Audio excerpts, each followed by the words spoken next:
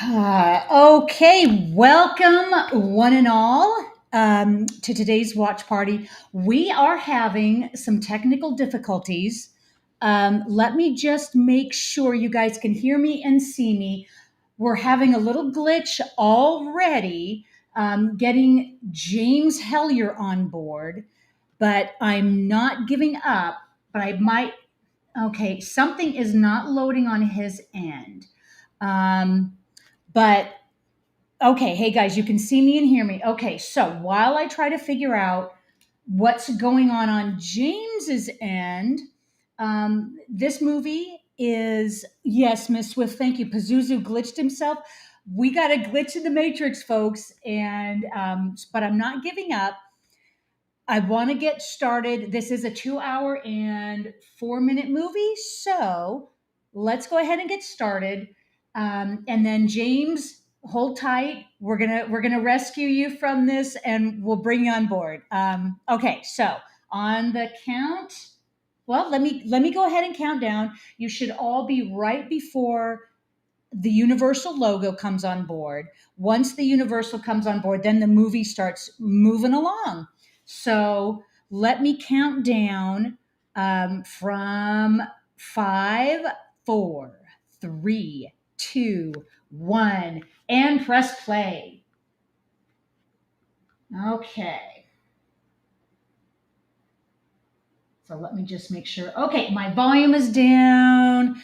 Um, Okay, so it's not loading on James's side. Okay, so James, I'm assuming you can hear me in the chat. Go ahead and just shut all your tabs, shut your system down, bring it back up and running. I'll send you the link again. Um, I don't, at this point, I don't think it's my software. My software seems to be working just fine. But if I can't bring you on board this time, then I'd hate to shut my feed down and start over, but let's just do one thing at a time.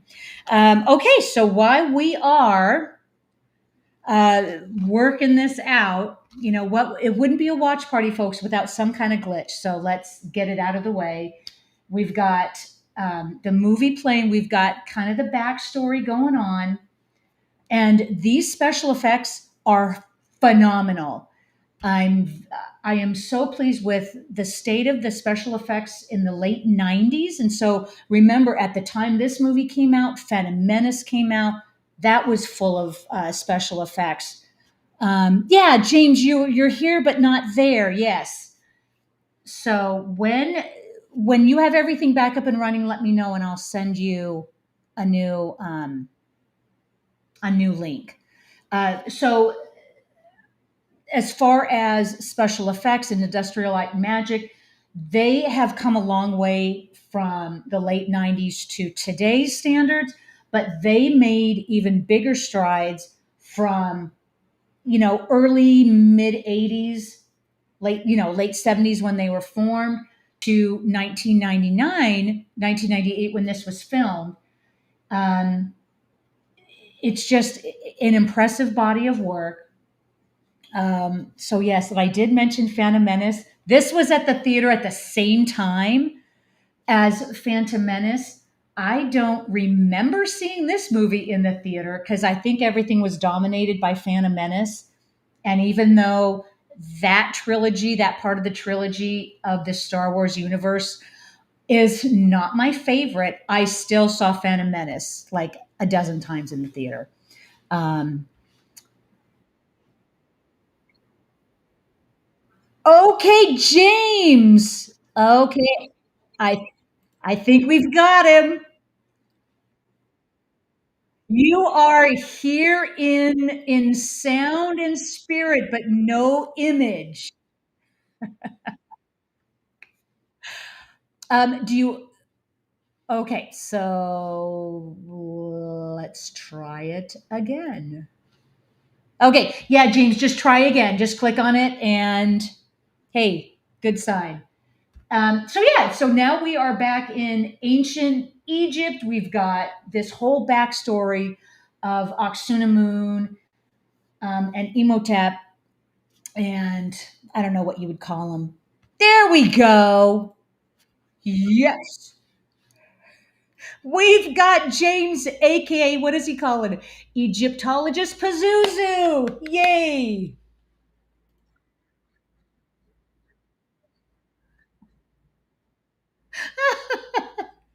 No, no, no. Okay, hold on. Okay, you're here. Okay, can you guys see James? There we go. We got him. I am on Okay. stage. Okay, now. Yes, so hell if I know. Yes, for the longest time, I thought that was Billy Zane too. Okay, so now you should It all can't have see been Billy Zane. It didn't glisten. he's not wet and he didn't glisten. That is exactly right. So, yeah, we got James, aka Bazuzu. Okay, the glitches are done, folks. We are up and moving. Okay, so let me get to. Um, I take it okay, is the sync point the universal logo? yep, it was right before the Universal logo. We are about 440 into it right now. Hmm. And this is the scene where um, Aksuna Moon he's trying to resurrect her. You mean it's the wholly unnecessary prologue that takes up pretty much the first half hour of the movie? Pretty much, it gives us a basis for where um, So give me a we time. are at current time. Yep. Okay, so let me. Once you're on track, James, I'm going to do a roll call. At about 5 minutes. Is that right? Yes, five. Actually, right now, 5:30. Right now, Okay, so an unconvincing special effect is moving across the screen. and Emotep is about to be sliced and diced. Okay, so who do we have here today? We have over in YouTube, we have Miss Swift, Alex Peacock, we have Eric, Hell if I know, Calbot, oh, Johnny Devick.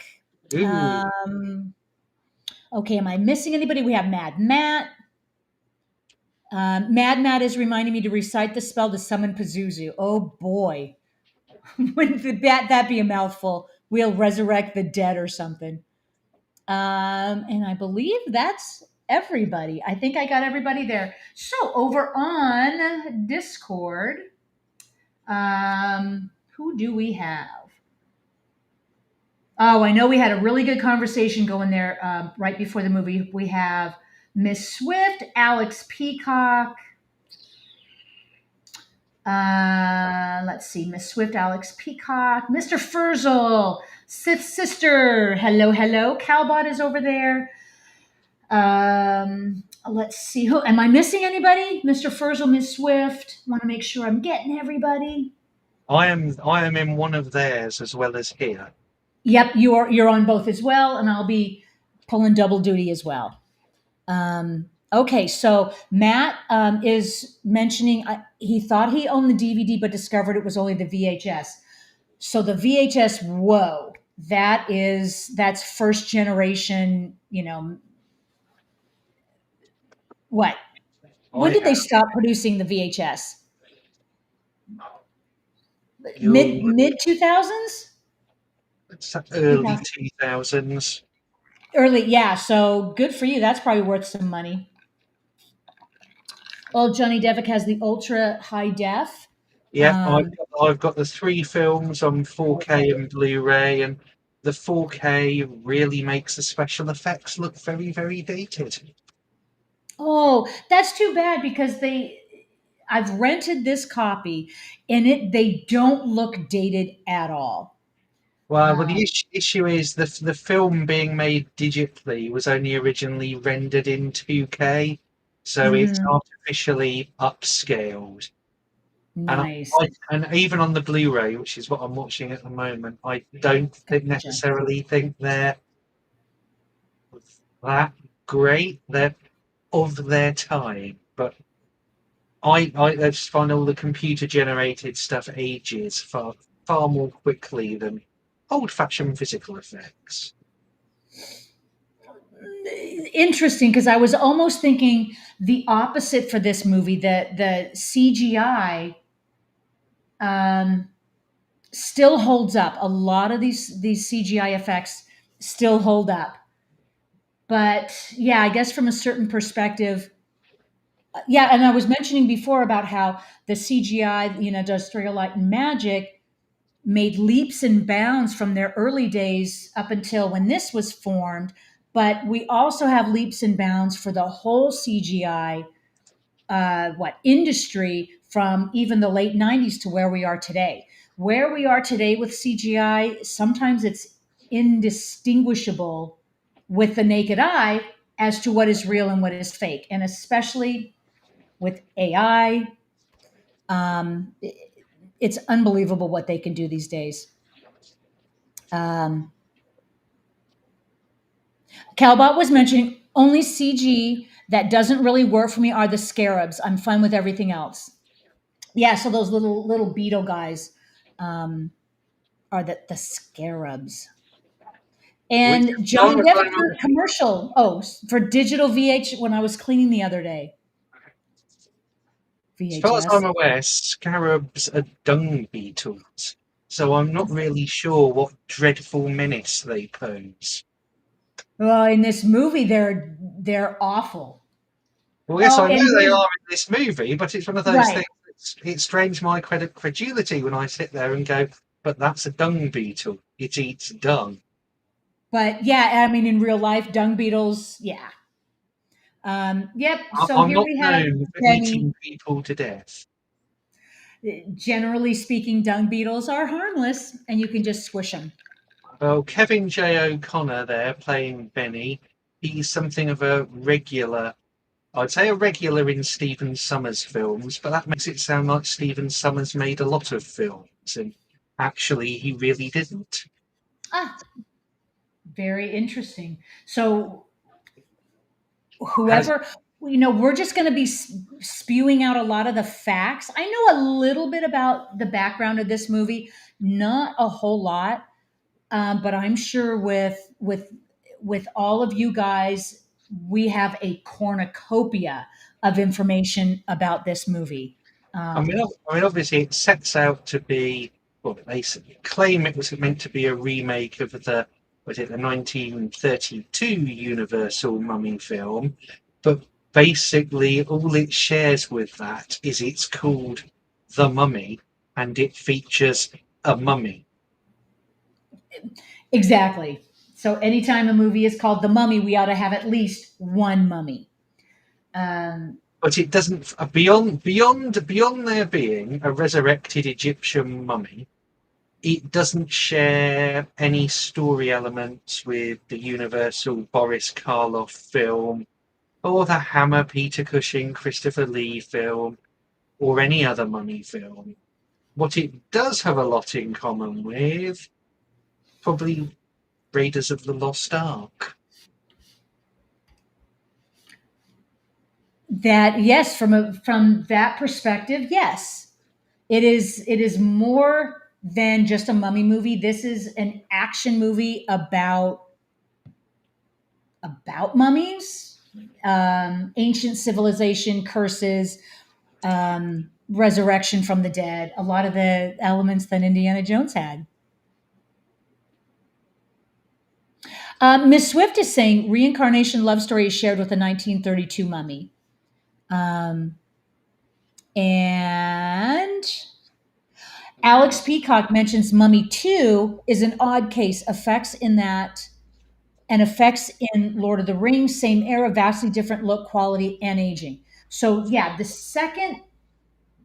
sequel to this, Mummy 2, um, I think it's been a while since I've seen it, but it's a pretty solid sequel. I was okay with the sequel, but It's acting as a launch pad for its own little franchise of films, The Scorpion King.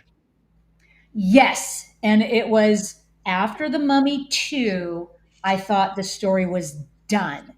The premise. Oh yeah, this scene in the library, as you guys might have known, this had to take place in one take. Mm. And it had to go off without a flaw. So I think there was certain aspects of it that didn't go according to plan, but they did do this in one take. And yes, there really was a lot of books falling over. Um, Helifino says Rachel Weisz was also a big improvement over the original. Oh, the original actress in the Mummy movie, because she was in Mummy 2, but then in Mummy 3, The they only kept Brendan returning, Fraser, but they replaced her. yeah, the only returning one in the Mummy 3, or Tomb of the Dragon Emperor, or whatever it Mhm. is Brendan Fraser. And basically, every surviving character from this film turns up in Return of the Mummy. Yeah, Johnny Depp is mentioning the cast is fantastic. I agree. I love the cast in this. I love the story premise. The action is amazing. Special effects are great. So this movie really holds up against any movie, any action movie. It holds its own. Over in Discord, Sith Sister, The Mummy Returns is good, but definitely has sequel itis. That's a good way of putting it. And Um, I think it's that was possibly a good way. even longer and more padded. I'm sorry. What? Even more what? Even longer and more padded. So it's kind of like 2 hours 10 minutes, I think. And I mean, this one I feel when I watch it is very overlong, and I could have edited about half an hour out of it quite easily. So I dread to think what I'll think of the even longer sequel. Have you not seen Mummy 2? The Mummy Returns, I guess is what it's called. I have seen it, but not for about 15 years. Ah, if you were to watch it again, there are certain parts that are lacking from this original one, but it holds up as far as sequels go. Because Um, I think with this one, you could probably edit out about the first half hour and start with them meeting Rick, and then just have a couple of flashbacks cut in ah, with the stuff that you've edited out without having the Foreign Legion prologue. What's gone on in ancient Egypt? You could just chuck in a couple of flashbacks during the movie and tell that half hour's worth of story in 5 minutes and three flashbacks. interesting perspective. So yeah, I suppose they could have gotten rid of kind of this backstory explanation about You'd effectively who you'd she start is, with and them turning up at the prison that's true. When where he's scheduled to be executed. She says, "Oh, why are they going to execute him?" Flashback, a couple of minutes to show you what happened. On with the story. um, I suppose, yeah, if they had done that, I don't think the movie would have been lacking. In my opinion, do. I don't mind this. I don't mind this like long introduction. I don't feel like it's a takeaway from any of the movie. But broadly But speaking, it. it's better when Brendan Fraser is on screen and doing Yeah, things I than when agree. he isn't. I agree. So you He's the highlight action star of this movie for so sure. I just think you kind of you get to him as quickly as possible, and then you stick with him as much as possible. That that's a good point. Um, I think Rachel Weisz and okay, someone else. Helifino was saying love Jonathan, and okay, so Helifino Eric Avari is a good character actor too. Is he the one that plays Jonathan? Um, whoever plays Jonathan, I think he adds a lot to the story. He's a great That's cast that's that's addition. That's Um, John Hannah, who at this time gotcha. would have probably have been known to US audiences from his appearance in Four Weddings and a Funeral. Hmm. Yes. So thank you, James and Alex. John Hannah of Four Weddings and a Funeral fame. Yep. Yeah, I love these supporting actors. So I don't mind personally. I don't mind this backstory. It just adds to the story, in my opinion. But yeah, if they had done without it, it would have made a much shorter movie, and that would have been fine too. Um, the second movie, the acting was, I think, a bit stiffer. The story, I think, was still solid. You add the little kid in it. Okay, that's fine. We have a cute little kid getting into the action and blah blah. So yeah, we are about we're almost 20 minutes into the movie, and yeah, here we go to the introduction of Brendan Fraser, who at this time was not the biggest star, but he had a name for himself in Hollywood. I think George of the Jungle, 2 years prior, is really what got him into this role. This kind of jump started his, I don't know. Yes, Mr. Furzel over there in Discord. Yes, Encino Man. He was also in that. Was he was in Dazed and Confused and some other low budget or movies. Um, and then after these movies, there's differing reports as to why he was quote unquote dropped from Hollywood. Although there's one side of the story that says he wasn't, another side says he was. Well, one side is him, and he has said that he was dropped from Hollywood after some top producer or critic effectively sexually assaulted him at some networking drinking party. Yeah, He complained about it, and after that, his career dried up. Also, he says. exactly. So it just I depends on what I would info you're reading. I would probably be more inclined to say that he really has, after 2001, is no real leading man projects, Yeah, and yeah. he's still working. Closest he gets to it is what, Looney Tunes Back in Action, the Yep. third Mummy film, and Journey to the Center of the Earth. But that doesn't, it. It probably didn't. I mean, it was probably enough to pay the bills, but yes, he did struggle in Hollywood after the Mummy movies. But we have mentioned Helifino says Looney Tunes back in action. Miss Swift says, "What about Dudley Do Right?" Alex Peacock says Gods and Monsters as well. So Yeah, he but was still around, and yes, Gods, but stuff like Gods and Monsters, Dudley Do Right, and things, they're all pre 2000. I think the point I was making is, you look at it, it's after The Mummy Returns.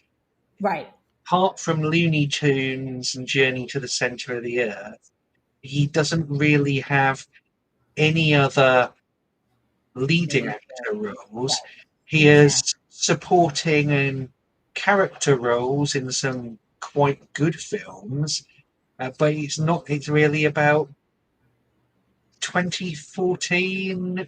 Effectively, he disappears for about 5 or 6 years. Yep, Oh, yeah, and exactly. I think this hanging scene we're just seeing is so effective because I believe they accidentally hanged him for real, and Exactly. he had to And be Helifino resuscitated afterwards. shared that sentiment. He hurt himself in the stunt. Yeah, they basically, it was supposed to be a stunt, but they were accidentally hanging him for real. And they almost succeeded. Well, I believe his, Um, his direction from Stephen Summers for the scene was look good and don't die. exactly. So he did look good and he didn't die. So he nailed the scene. Um, Johnny Devick, didn't that happen with Back to the Future as well? As far as a stunt gone wrong, I think there were the one famous stunt that went wrong in Back to the Future franchise was the stunt woman was supposed to go through like a pane glass door, and she actually went through the door and got cut up pretty bad. Um, Johnny Devick is saying Elvira said in her biography that if you report about abuse by men in power in Hollywood, you will lose out. Guess it might be true. Who knows? Exactly. There is, I mean, speculation to this day, and there are reports differing as to what happened. But whatever the reason, he came I, back with a vengeance in The Whale a couple years ago and got an Oscar for it. So I think he's back in whatever capacity he wants to be back. If an Oscar helps your he, career or he got an Oscar for wearing a fat suit. suit. Awful, awful film. Just made as Oscar bait. Really hate that sort of cinema. And yeah, so whatever you feel about The Whale, it was, it was a solid movie. Not the best, not the worst. So, how many times has there been at the Oscars where it's not necessarily the actual performance that won the award, but it's more of a body of work leading up to it and the Academy saying, well, they deserve it at this time? Not being part of the Hollywood community, I would have no idea. Just what I see on screen. Sometimes they're just not that deserving. But yes, who made that comment about him cleaning up nice? Yes, he did clean up nice. Yeah, it's his sister. He cleans up nice. And so Rick is clean shaven and they are on a mission. So we have now the two opposing missions to find, what is it, Hominoptera? Oh, thank you, Mad Matt. Marty in Back to the Future 3 also hung. Yes, and I think that was also like a stunt that almost went horribly wrong.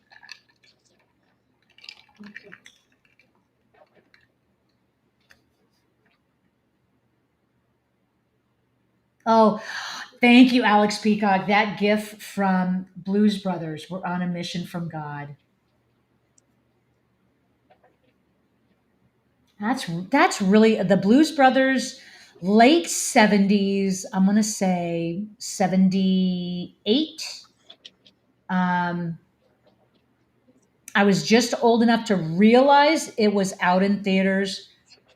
So kind of a dark comedy. Everybody was raving about it at the time, and it was only until years later that I actually saw it and realized it was a really good movie.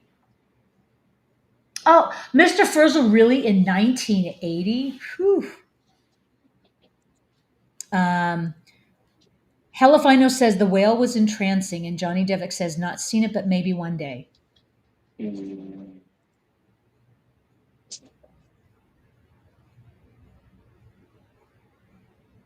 Okay, so they're getting to know each other, and the sparks are flying.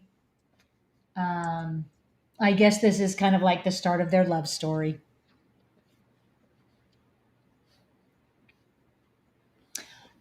Johnny Devitt heard they were thinking about banning blanks from movies after the last stunt accident. Was there a recent one that? I think you're probably thinking of Rust, where Alec Baldwin shot Okay, someone. okay. Um, yeah, I'm recalling back in my memory. There were a couple. There were at least two in the 80s that I was thinking of that happened on Brand, TV sets. you're thinking of Uh, television. You're thinking of John John Eric Eric Exum, Hexum. who Yep, shot himself in the head with a blank. yep. And even a blank, you're not supposed to get that close because it still can do damage. Well, that's because there's Um, still something coming out of the it's still barrel, something. It's a even if it's just projectile. cardboard wadding. Yeah. Um, yeah. So if Hollywood, if the industry is thinking about banning blanks, it yeah. Is it going to help? Maybe they can find something else. I don't know. Maybe they should ban some of the other dangerous things they let actors and non-trained personnel do. I don't know. Um, don't know the answer. But throughout the industry, throughout Hollywood, there have always been unforeseen accidents, things that have happened that weren't planned that have caused um, someone to die. There have been tragedies where people are being careless. Um, and it sucks that it happens. It shouldn't happen for the purposes of entertainment. Um, Mm. but I hope it doesn't. I hope it doesn't happen ever again. Um, there have been plenty of. There was a boating accident that took an actor's life way back in the '90s, I believe. There was That was Cannonball Run there, 2. well, there was one in a boat accident or a boat and hang gliding accident making triple X, where they slammed into the pillar of a bridge rather than go under it. Mm-hmm. I mean, stuntmen quite often get killed, but Yeah, that's because they're throwing themselves off tall things, exploding things, and burning exactly. things. Exactly. And that's what they sign up for. But it's when the non trained personnel get involved and accidents happen that makes it that much more tragic. Um, yeah, Miss Swift, don't film on active train tracks. That would help. Yes, exactly. Yes, Alex, don't forget Brendan Lee on The Crow. Yep, yep. But as far as I know, nobody has died on this movie getting this made. But Brendan Fraser almost did. Oh, and what do they say? Almost only counts in horseshoes and hand grenades.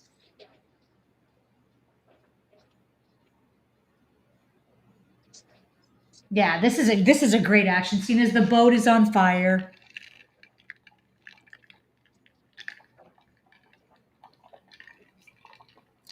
A little bit of comedy mixed in with it. I'm not convinced that people used guns like that in the 1920s and 30s. What with the long handle like that? One in each hand. In each hand?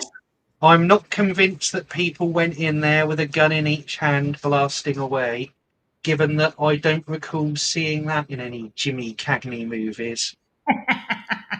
um, It there strikes is. me as It something looks It strikes me of something like something they've picked up from a John Woo film and are doing because it looks cool, rather than it because does. it's an accurate way of shooting people or how people would have used those guns.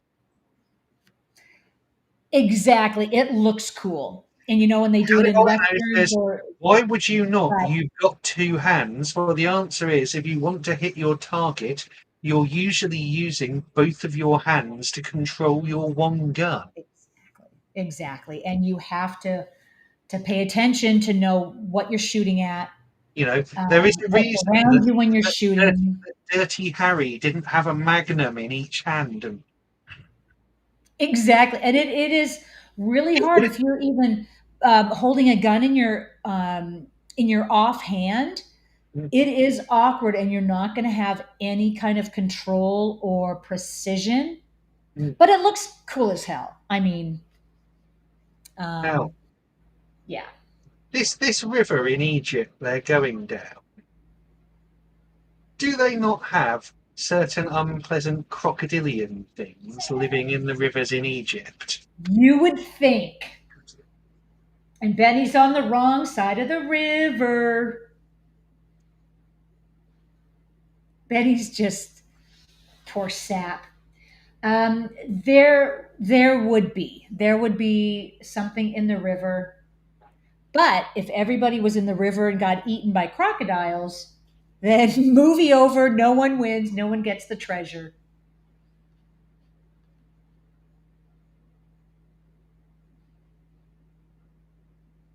Hell if I know, ain't it hard to hit a target 15 feet in front of you? Yes, even trained, it is hard in the moment of chaos. It is hard to hit anything, and you have to focus. And the more powerful the gun is, the more recoil you get, which is why all these people firing machine guns and things single handed is ridiculous, because they Yeah, just end up spraying a clip into the ceiling.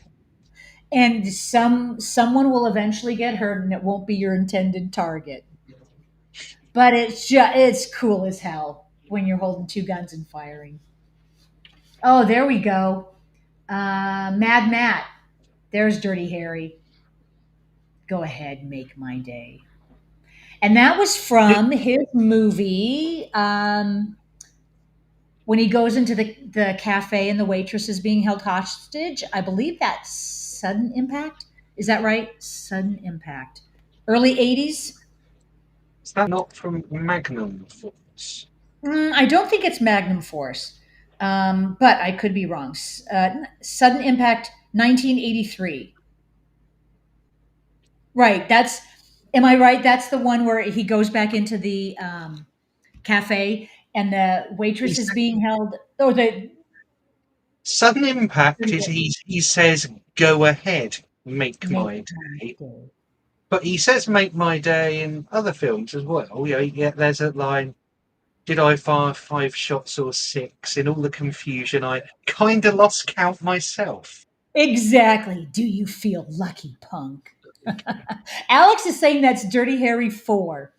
Okay.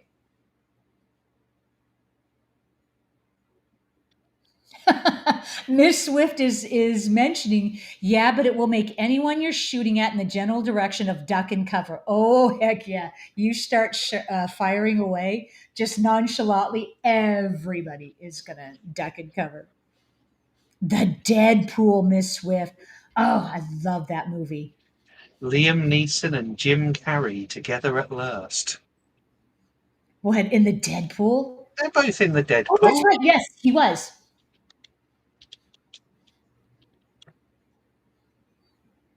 And okay, so riding some camels in the desert is bad enough during the day.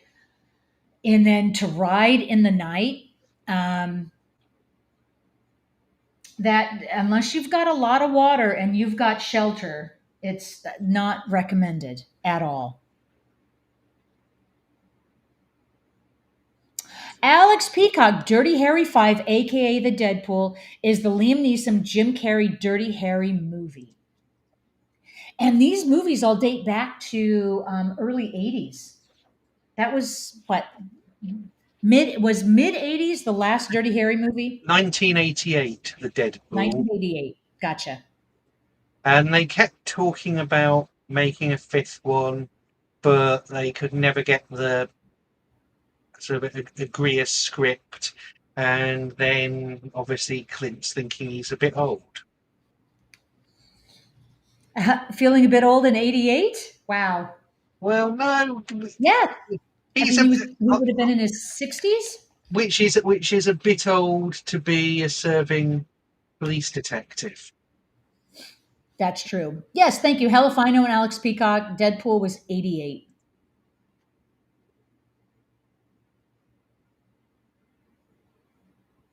So this effect, the sun over the desert and then Hominoptera appearing as like a mirage or like a silhouette. This is a really cool effect.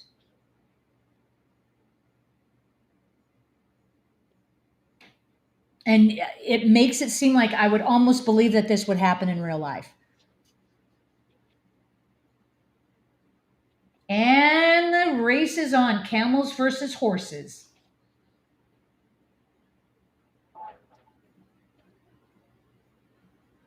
So Benny and Rick are going to have this rivalry, this animosity throughout the whole movie until the end. And it's a funny thing to witness. Um, Before I go any further, did anybody see this in the theater back in the day? Or was everybody like me just under the Phantom Menace? I'm pretty certain I saw this in the theatre. I also saw The Phantom Menace and wished I hadn't. um, oh, here we go. Miss Swift says, I believe I did. Helifino says I did. Cowbot says I did. Because I think it was a matter of everybody went to the theater to see the Phantom Menace. And while you're there, the mummies are playing. And so maybe the feeling was Phantom Menace was so terrible. Let me go see a good movie in the theater. I seem to have a Uh, the actor Peter Serafinowicz, who did the voice of Darth Maul. He was like a major Star Wars fan. So excited to be in the film, and so excited when they had like their special cast and crew screening. And he said, and they all just walked out of it looking at each other, going, "That was terrible." They kind of all yeah, thought it'd be the greatest moment of their lives, and all came out speechless about how oh, bad it was. it was so bad. But I did. I probably saw it a dozen times in the theater because it was Star Wars and because I wanted to like it. I wanted to like it so much. Um, I loved Ewan McGregor in it. I love Liam Neeson. I couldn't stand the little kid who played Anakin. Um, and of course, it goes without saying, Jar Jar Binks was probably the worst character in the movie of all time, of any movie ever. The worst. He Thank was you. he was the most racist character in a very racist movie. And all along the way that they thought what they were doing to Jar Jar was working or was a good idea is laughable. Thank you, Helifino. 3 words, Jar Jar lollipops. I know that in one of the previous watch parties, it was probably under Andrew. We had images of the Jar Jar lollipops. Um, it was just beyond. It was beyond laughable. Johnny Devick, exactly right. George Lucas said he was so excited to make a movie without anyone being able to counter his idea. Um, and that had a lot to do with it. But then, of course, the whole idea of Phantom Menace was it was going to be part of a trilogy. So they did keep making the next two to finish out. Um, Well, and from their point of view, they'd say even if it was absolutely terrible, it cost 115 exactly. million and made a billion. Exactly. So it still made money and they just kept going. Um, yeah. Miss Swift, I just thought The Phantom Menace was boring. Attack of the Clones, though. Yeah. Yep. Yeah, So isn't that funny? Attack of the I get Clones had all the signs that George Lucas had watched The Fifth Element. And now, you know what? My mercilessly mind's opposite going back to that sequel. trilogy. So Phantom Menace.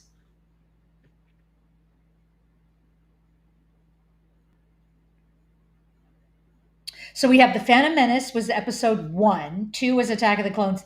Episode three was Revenge of the Sith. That's right.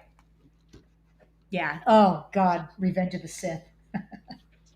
Say what you want about the whole entire movie. It was the ending that it I think the ending of Revenge of the Sith was as comical and stupid as anything I had ever seen. I fell asleep watching Revenge of the Sith at the cinema. I remember it was very hot. It was very Mm. boring. I felt like I was watching people play a video game, and the next thing I knew, the end credits were running. So either I fell asleep, or I enjoyed it so much the time passed in the blink of an eye, and I have no memory of it. Interesting. Interesting discussion over there on Discord. Sith Sister is saying, wife hates the movie but loves Jar Jar. Um, and Mr. Ferzel is saying, not the smartest or best written character to be sure, but saying he is the worst. I don't think you have seen many movies if you think that. Um, yeah, there might be worse characters than Jar Jar. Um, More annoying characters? Maybe and probably in the whole of the movie industry, probably. In I guess what I'm thinking of is because the Star Wars universe is, I don't know, sacred, or it just holds a very elevated place in my heart. They kind of ruined it with Jar Jar, and I just kind of shake my head. Um, and yeah, so everybody has their own perspective, and this is a great place to everybody express your opinion, and you don't have to agree with me, and everybody is just fine having their own opinion, and I appreciate not everybody having the same opinion as me. um, because I remember hearing something a long time ago, because someone had said, if there were more people like you, then one of you would be redundant, and which is true.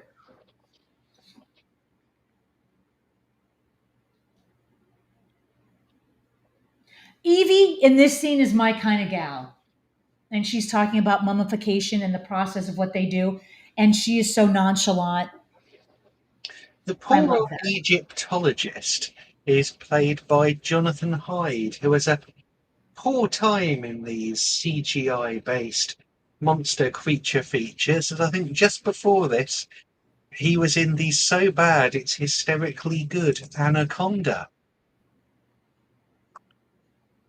with John Voight and a giant bulimic snake. Aha, yes, he is a very well-known character actor, absolutely.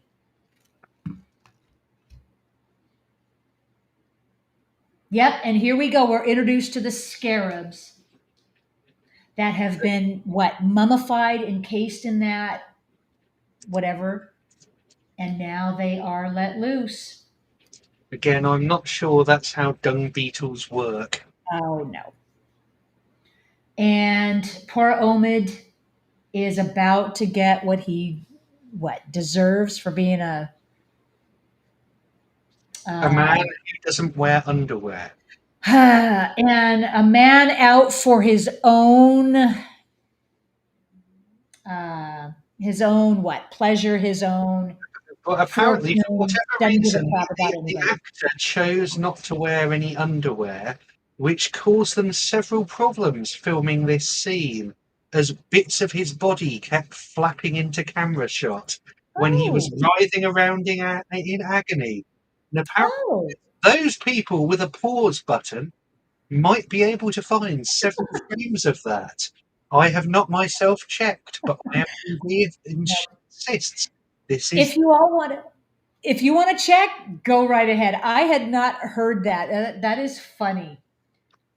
I would not have even looked for that. Alex Peacock is mentioning Anaconda was a comedy trying to be something else. Um, I think I really enjoy is Anaconda when I go back to it. I just think John Voight is delightfully over the top, and it's got a bulimic anaconda. I believe I want to say Anaconda was 97. Was it Nine, 90? 98, no, yeah, 97. And it was it Jennifer Lopez's? one of her Jennifer first Jennifer roles. Lopez, Ice Cube, John Voight, Owen Wilson, There you Eric go. Eric Stoltz, who's comatose for the entire film, and of course Jonathan Hyde, Yep. and a giant man-munching bulimic reptile. Interesting. I have not seen that movie in decades. I think I rented it, or it was what it made its way through the cable The market. sequels Um, are interesting too. There's Anaconda Hunt for the Blood Orchids, which is a Dwight Little film, which is quite an effective little actioner. And then the franchise sinks into the realms of the Sci-Fi Channel, and you get David Hasselhoff v Anacondas, and then you get David Hasselhoff v Anacondas and John Rhys Davis. um, is so. The title I'm is sensing a theme here. the title of the film is not David Hasselhoff v Anacondas. It's Anaconda's Search for whatever it is, but it has David Hasselhoff as a bounty hunter. Oh, geez. Um, it's like Anaconda, search for box office, search for relevancy. It's it's just this franchise fatigue. Everything, it seems, is eventually a franchise at some point. And if it wasn't back in the day, well, then Hollywood's going to resurrect it and make it a franchise today. So stop. If Yes, anybody in the Hollywood movie industry is listening to me now, please yes. stop. Anaconda 3 Offspring with David Hasselhoff and John Rhys Davis. Then you have Anaconda's Trail of Blood with John Good. Rhys Davis. Presumably, Oh, David Hasselhoff doesn't make it to the final film. good. Um, as you rightly pointed out, James, thank you for that gift of him as Knight Rider, as Michael Knight in his his voice AI kit car. That's where he shined. That's where he belonged on the small screen in these these bubblegum 80s In roles. fairness, That was perfect for him. Anaconda 3 was a direct to sci-fi movie. Oh, gee, I wonder why. You mean direct to like small screen sci-fi channel Direct to video? the SYFY Sci-Fi Channel. Yep. It's just please Hollywood, please just stop what you're doing.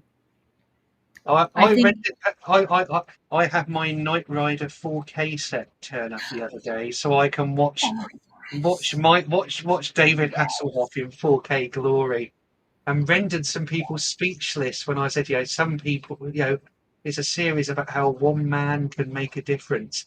And in this case, this one man did make a difference. He helped end the Cold War and bring down the Berlin Wall. he did, didn't he? He went over And there as a they pop star and played his concerts and played right his next to the concert. Berlin Wall so the East Germans could hear it. Yep, he did.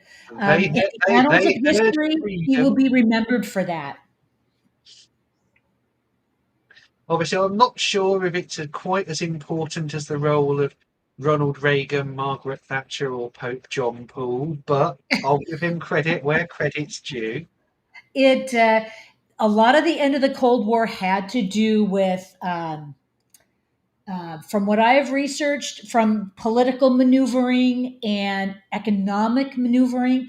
But he sure, he was sure doing that concert at the right time. So I think all of these events, which seemed interdependent, well, yeah, interdependent of one another, maybe they all played a small role. And so let's keep the Hoff. We'll keep the Hoff in where give him credit where credit is due. Um, I will find a David Hasselhoff movie I can recommend. good luck. Um, In these days of Marvel, there was always that film with him as the Nick Fury. Calbot is saying one of the best lines right there. You're wondering what a place like this is doing in a girl like me. Yes, yes, she's had a little bit of what was she drinking there? Wine or whatever liquor there was. And Johnny Devick, I got an idea for the end of a movie. The okay, let me. I'm going to slow down. Penultimate, the penultimate girl kills the final girl to make it out alive.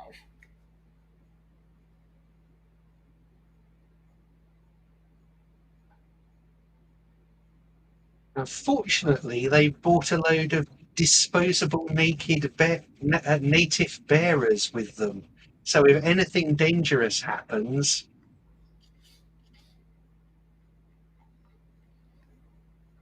obviously, there's several things I can see that I think you probably wouldn't be doing now. You probably wouldn't be hiring Jonathan Hyde as an Egyptian and painting his face brown. I'm thinking that would be a little iffy in 2025. Yes, if it was made today, they would probably do it different. Um, And they would probably give some native characters roles other than cowardly, superstitious primitives. and yeah, and they have those characters as what the scapegoat, as you know, hey, let's send those guys in.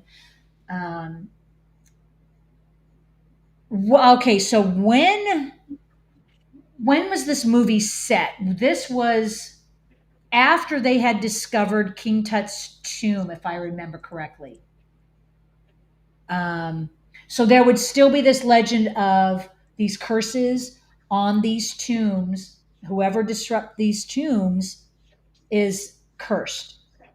So they would have already been aware of that, Well, and yet they're still going in there disrupting the tombs. this is set in Mm. 1926. Yep, hell if I know is saying 1929, and you're saying what, 1926? 1926. Okay, so right around that time, they would still be aware of these curses, and yet they just go in and start opening up the tombs. Well, first of all, they're superior Western people, and they don't believe in curses. That's primitive superstition. Ah, primitive. Um, so back when King Tut's tomb was discovered, and that was early 20s, I believe, that they had this curse that supposedly all these people started dying that had been into King Tut's tomb and or had walked through the areas they were opening them up and discovering how far back these tombs go. These people started dying.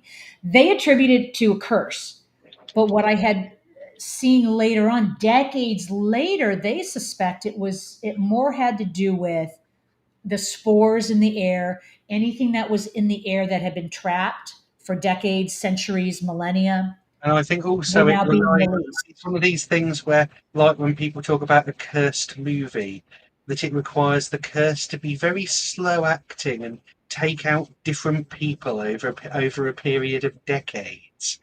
Where you kind of go, no, it's not a curse. That's not a curse if it takes you 30 years. Yeah, someone dying of old age at the end isn't the sign of the It's not the same. curse. No, it's not a curse. That's just old age. Johnny Devick is saying, have they found the Stargate yet?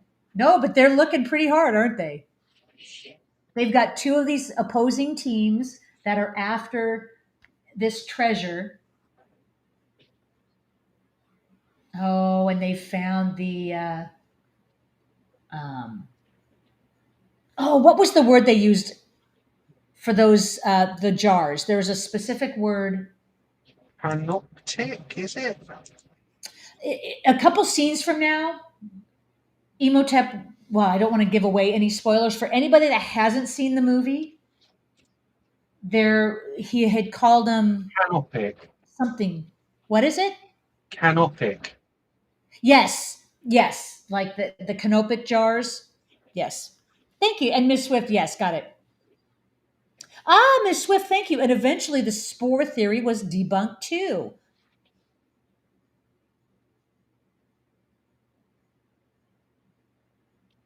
So I think it comes down to no such thing as curses. It's just everybody's. We all have an expiration date.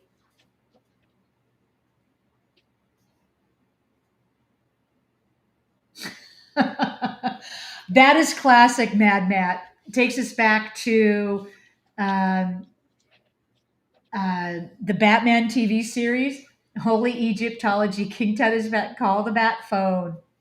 Oh boy, that is some early 60s uh, set and wardrobe for sure.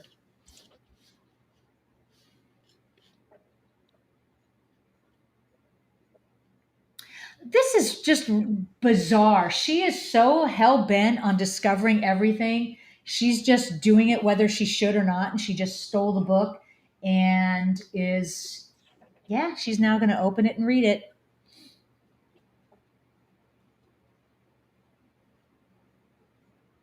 So just because you can do a thing doesn't mean you should do the thing. And real quick, does anybody remember what movie that line was from? Hmm. Just because you can do the thing doesn't mean you should do the thing. Did I get that quote right? And honestly, guys, I say that because I know it's from a movie, but it's not registering what movie it was from, but I know I heard it. Is it Jurassic Park? There's some. He You said keep saying Jurassic Park. Jeff Goldblum's character says something very similar in Jurassic Park. Okay, it is the same idea. Okay, that could be. You must not read from the book. Oh, that's classic. And he's saying it with such terror in his voice, so we know some bad shit's about to happen.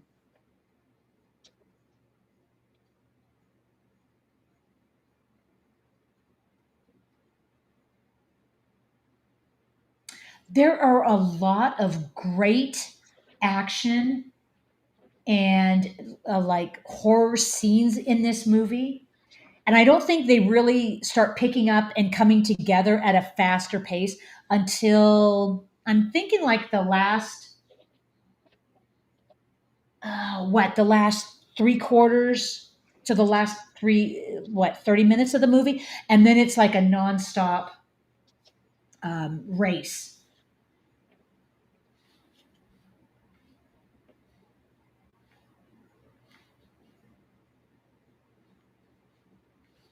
Yeah, I think the Jurassic Park quote is your scientists were so preoccupied with whether or not they could, they didn't stop to think if they should. Okay, that might be what I was thinking of.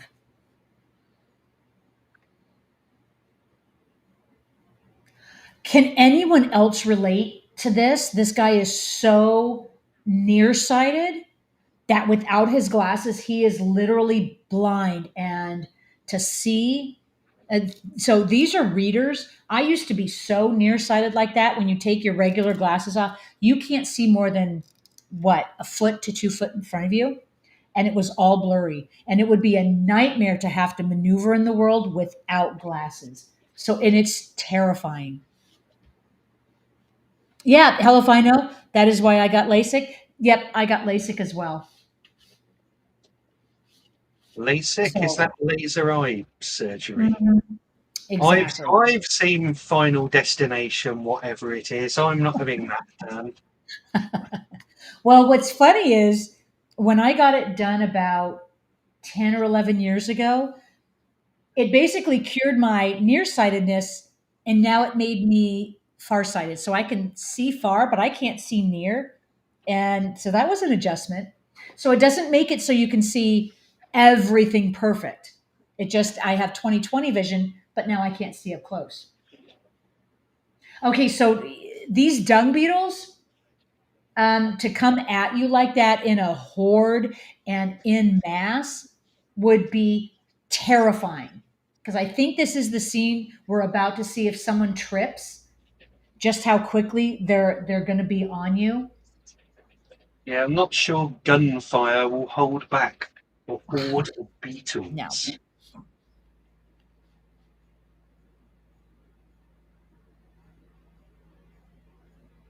Oh, Eric is saying I need glasses, but it's not that bad. Yeah, you guys can relate. Oh, Johnny Devick, I had to get reading glasses this summer.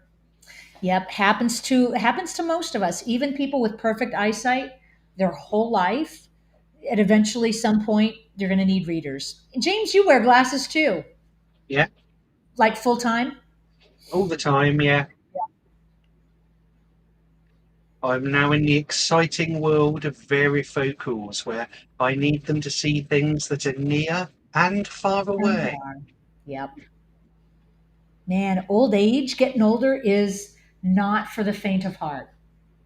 This is a great um, uh, image effect, CGI effect of him as a mummy.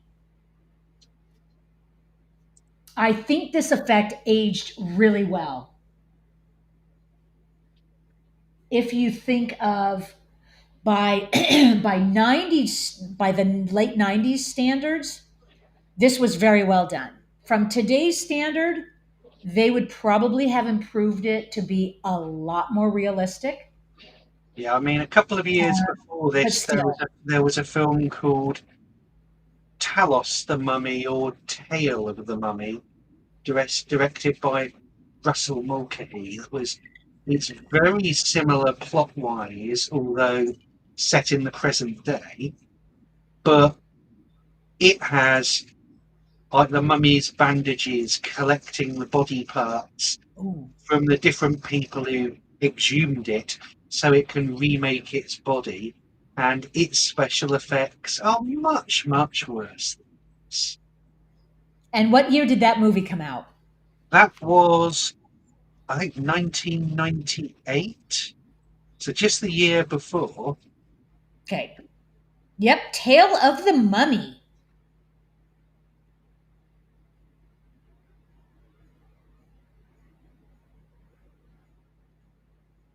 Stars Jason Scott Lee, Jack Davenport, Louis Lombard, and Christopher Lee.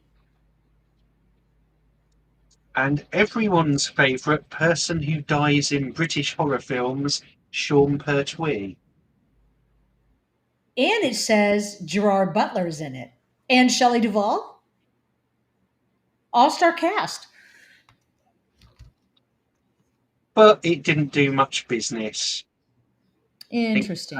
I think Miramax got the international rights and really sort of cut about half an hour out of it, and what they put out didn't make much sense.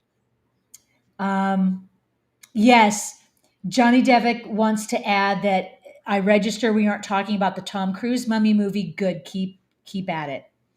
Um, the less said about the Tom Cruise mummy movie, probably the better. But if anybody has seen it, if anybody likes it, because I think it was supposed to be a direct. Was it supposed to be a direct remake of this, or was it a sequel? Well, let's see. Here we are talking about it. No, um, it was about as much a sequel or remake of this as this is a sequel or remake to the Boris Karloff film. gotcha. It's literally, it features the words "the mummy" and "a mummy" and someone who's an adventurer who looks for the mummy and finds the mummy. I see old Johnny Devick is mentioning a Buffy episode with a mummy in. Hmm. How about the Quantum Leap episode with a mummy? The legend I don't remember that. from the fourth series, the last series where they started going crazy. It was either the legend or the curse of Ahotep, where Sam leapt into one of these expeditions, and all he gets from Owl before he's cut off is that basically the expedition is going to go missing without trace and never be found again. Interesting. I don't remember that one. Spoilers, there's a mummy. Interesting. Um, Okay, Miss Swift, that is a really good point. His bad eyesight is why he mistakes Evie for Oxuna Moon. I hadn't registered that because he did take the guy's eyes who was nearsighted. So that would make the mummy nearsighted, right?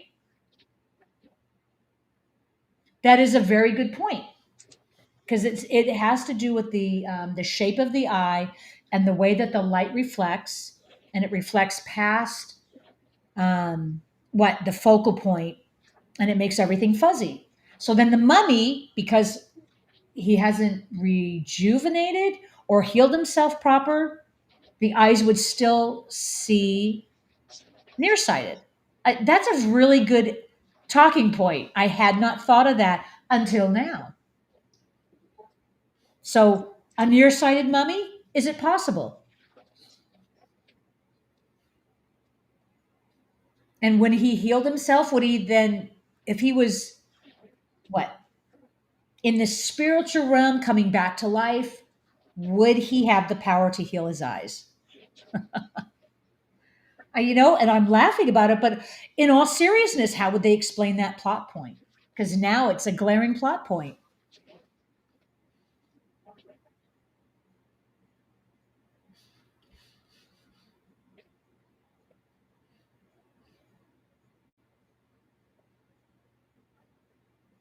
Oh, interesting discussion. I think over in Discord, uh, Mad Matt posted that GIF, "Are You My Mummy?" And Sith's sister says that's where my wife came into Doctor Who and became hooked. So Mr. Furzel, yes, I agree with this. I was in DW for a while until I learned you have to know 50 years of lore in order to keep up with what is going on. That, and he just gets more lifetimes and just remakes the universe every other season, removing the stakes. So the whole Doctor Who lore, yes, I mean, we go back 50 years of the whole history of Doctor Who from the very beginning until where we are now. So, and I've also tried to kind of jump around because I know the basic premise. And there's a lot lost when you're jumping around in the Doctor Who universe. You're missing a lot of it. Um, so yeah, that's interesting.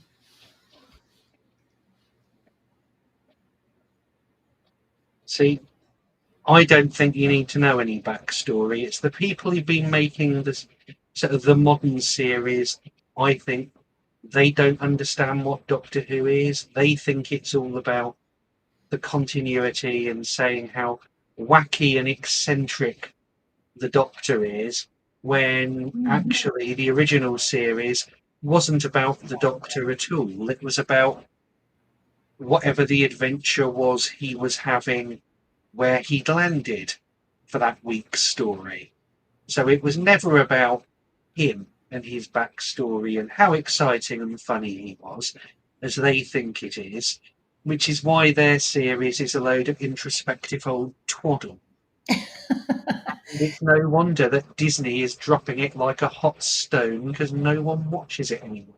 Yeah, that's what I heard. Mad Matt is saying Doctor Who is now 62 years old. Yeah, Um, wow.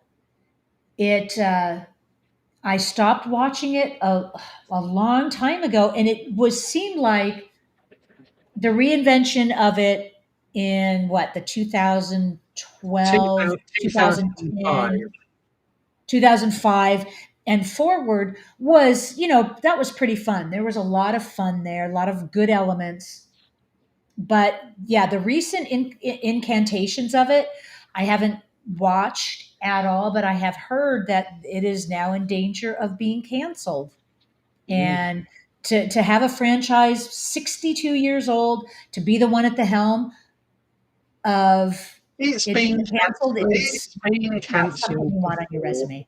It was cancelled in 1999. It came back. Right.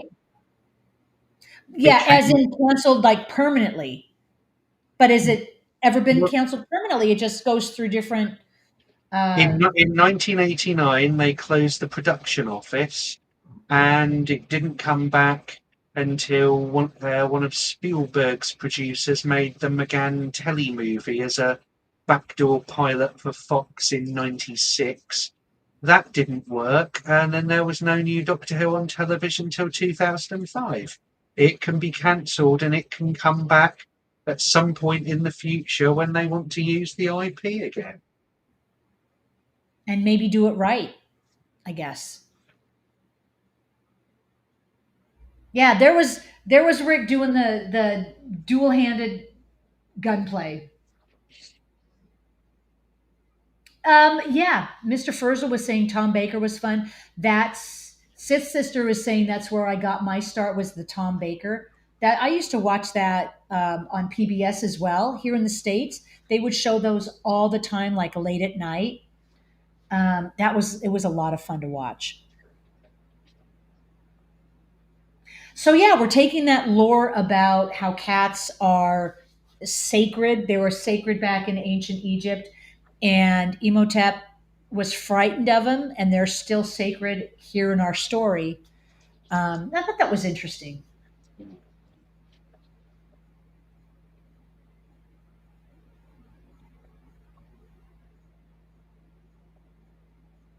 Well, I love this scene. Evie and Rick, they're being chastised for screwing it up. Thousands of years they were supposed to protect from this eventuality, and they just done fucked up.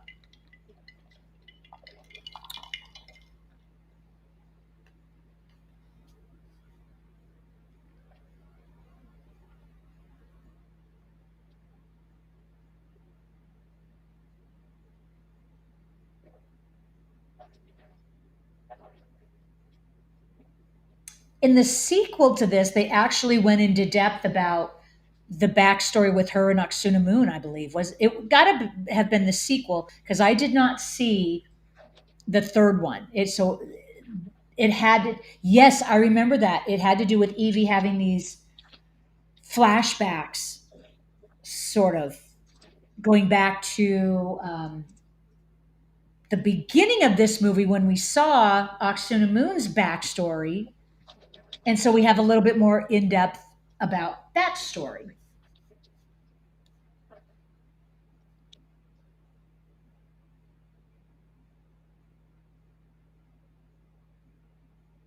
So maybe we should do the sequel to this as a watch party. Um,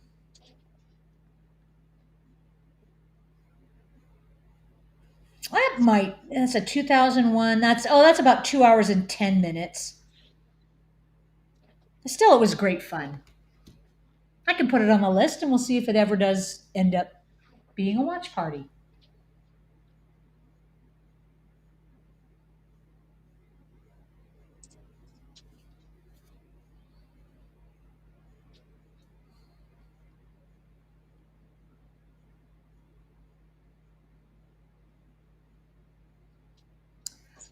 Miss Swift, there were radio plays with McGann between the movie and the new series, which is why I believe he is the longest running actor to play him. In Doctor Who, Technically, they're not is radio that true? plays, they're Big Finish audio plays, which they've been making them with all the surviving doctors from Tom Baker through to Paul McGann for about, oh, since about 20 years, 25 years now.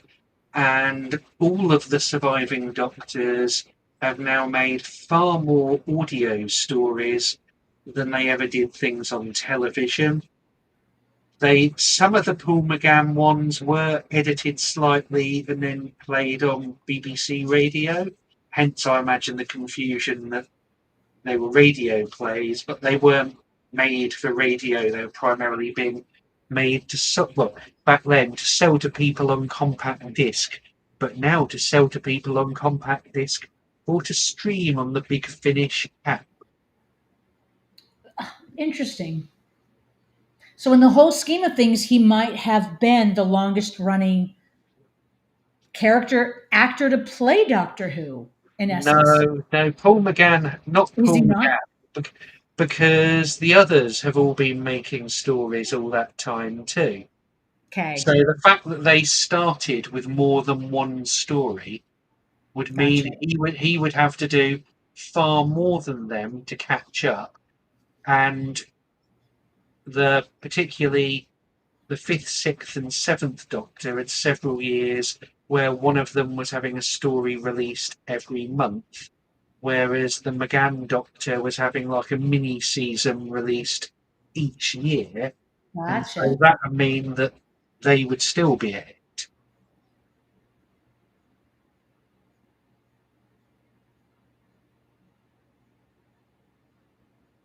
Benny just he takes a licking and keeps on ticking. He is not dead yet. And Emotep looks almost normal at this point.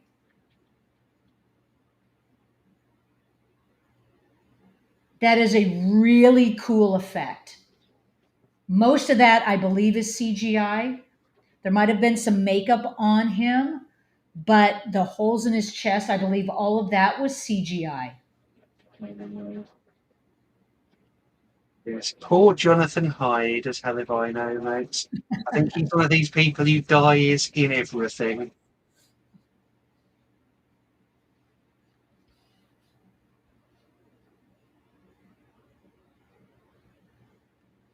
And that is the last jar, I believe.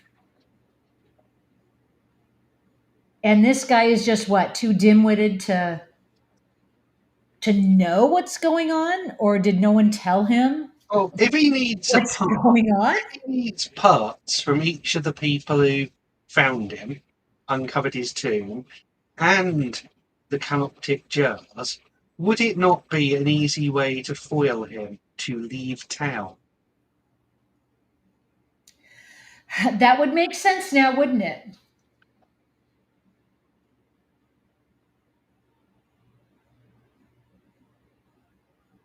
I find it interesting that I would this flee town and take refuge in a cattery.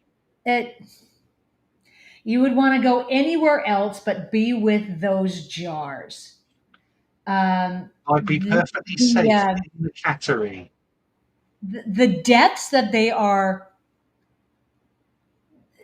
they're They're not quite, really showing the deaths. They're showing kind of the aftermath. I would have loved to see as this guy was getting twisted, and all you saw was the shadow of him.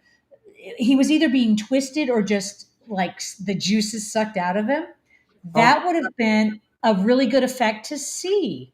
yeah, but they're deliberately not showing that because the emphasis isn't Exactly. on horror in this film; it's on adventure.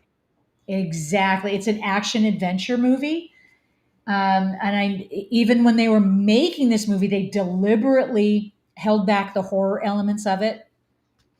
And I think that even went to the rating. This was rated PG, I believe. So um, they had to keep it PG. But it would have made it very interesting. Oh, it was PG-13. Very interesting scene for them to kind of go into that horror element. I would not have minded if they had still kept the cast the same, the other elements of the humor and the action, just a little bit more horror, maybe. Yes, hell if I know. When you can kill from afar and you can kill slow, that is really horrific. Yeah. And it's not in what you see. The horror is sometimes in what you don't see.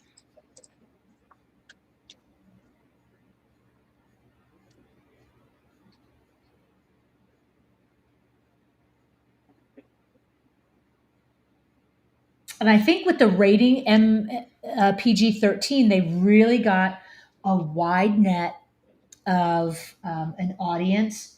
This movie was very successful financially. The budget was upwards of like 80 million. I believe it made about what, almost 500 million at the box office. And I think it came in sixth, the sixth most what money making movie of the year. And I think for sure Phantom Menace had to have been number one.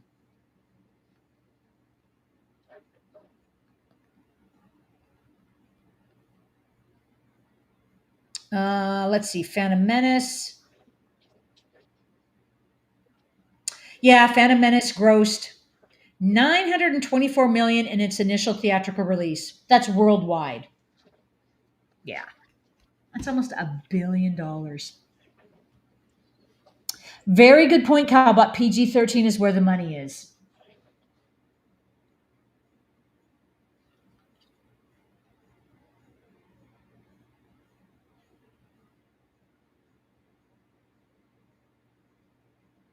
Evie is a natural when it comes to reading these hieroglyphics, but from what I understand, it really is not that easy to read them and understand. Especially all of these ancient texts, the hieroglyphics.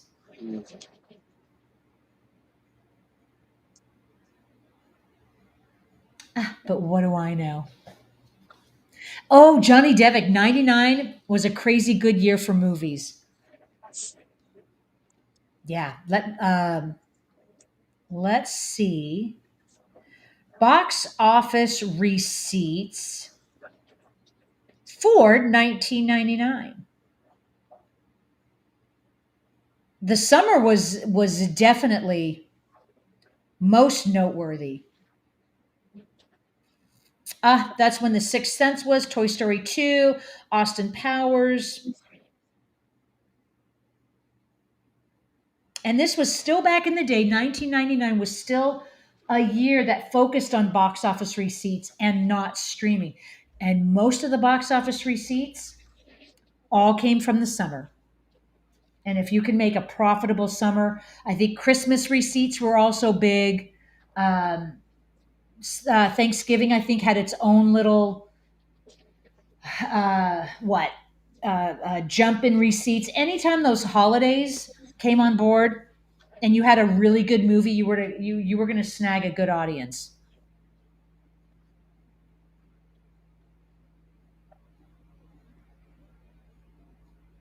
Oh, this is a great scene, and they just kind of mow everybody over. Um, yes, Mad Matt Jonathan playing a zombie before Shaun of the Dead. Yeah, he knew what was up. Yep, Jonathan is a goddamn legend. Hell if I know.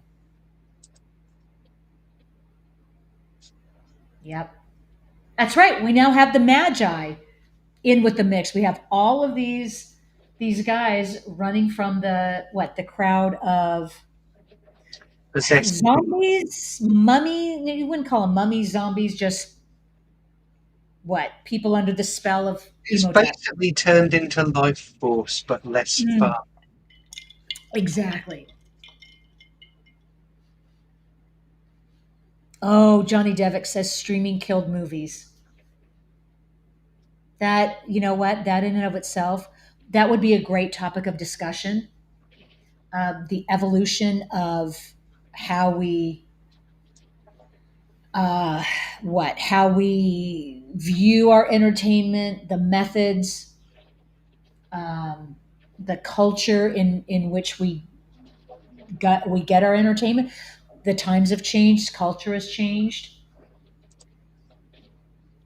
Oh nope, that's right. This is the last jar, and everybody's just watching as this guy is eaten.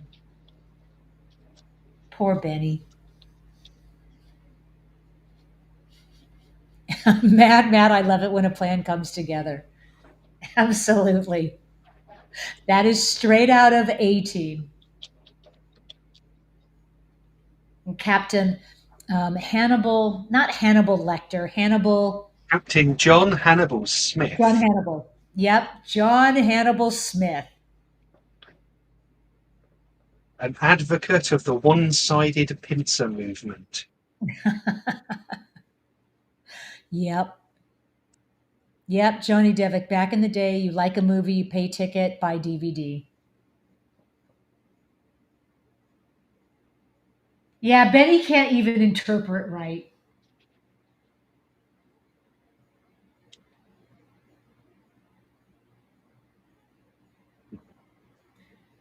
Okay, as we now are approaching the last half hour, um, he is now fully formed. And I believe at this point, Evie's line was supposed to be something like "You're gorgeous," but they changed it. I mean, that would have been so out of place because that would have made it like she almost wanted to go with him.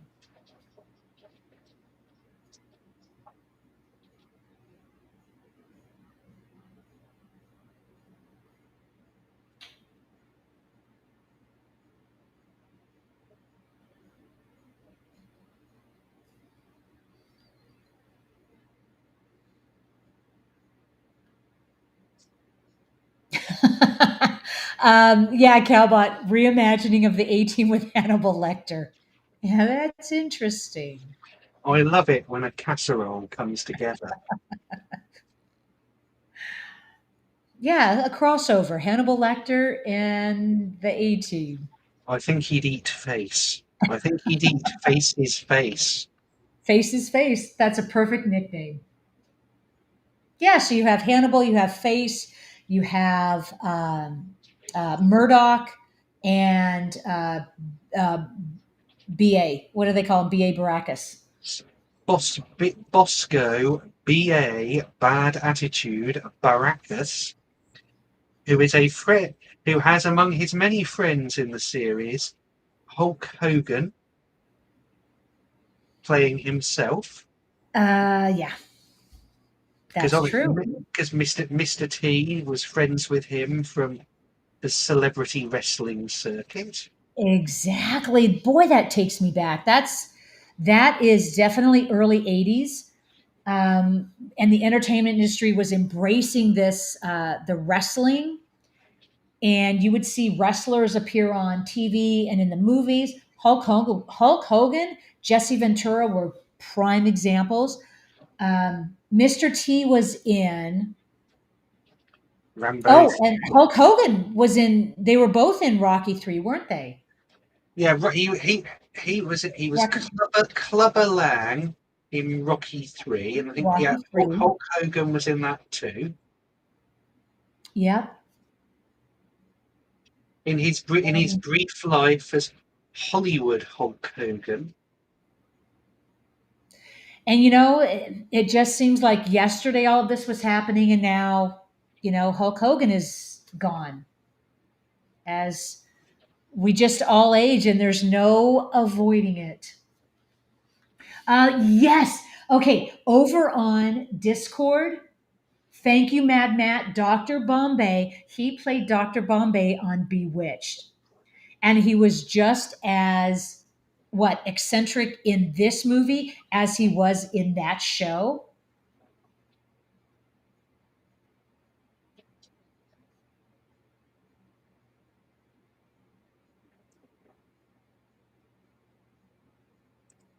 This is great effects that they do with the sand. It looks like it's a practical effect mixed with some CGI. Because I don't think it's either one or the other. I think it's too good to be just one or the other, if that makes any sense.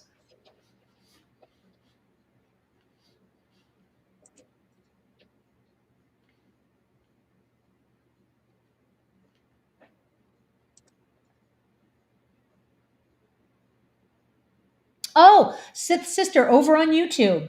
I got back into physical media in the last few years, especially with all the cult classics getting 4K love.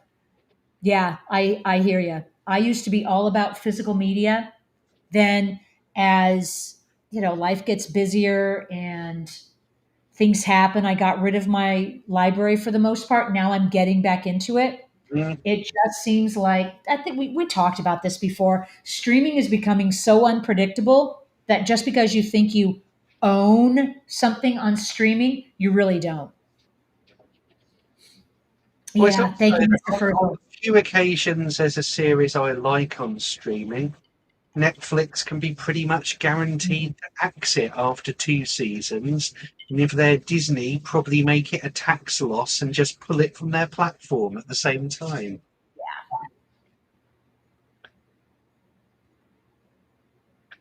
Whereas now, I have young David Hasselhoff in a talking car in sparkling 4K.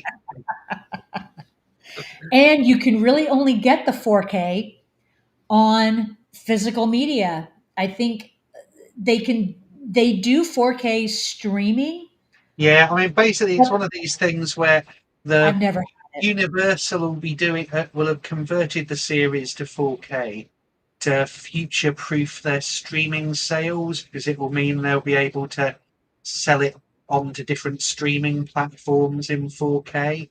But it means we get a disc of it first. Yeah, the disc really is the way to go.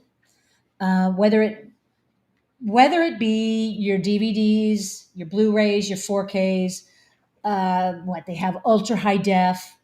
I think there's actually someone in the chat who's got the laser discs. Is it you, James, that has the laser disc collection? Not no, not me. Laser discs never really caught on in the UK, so Okay. we effectively went straight from VHS to DVD. Okay. I mean, Um, it's like the sales of laser discs were really low here, and now the only people I know over here who've got laser discs still, they've probably got them more for the cover art than to actually watch things because it's a lower definition than even a DVD. It's not anamorphic, but hey, it's got a big cover with a pretty picture on. exactly. um, okay, Mad Matt. Isn't that the way of the world? I own over 1,000 DVDs, yet for the most of these watch parties, I still have to rent a movie. Mm.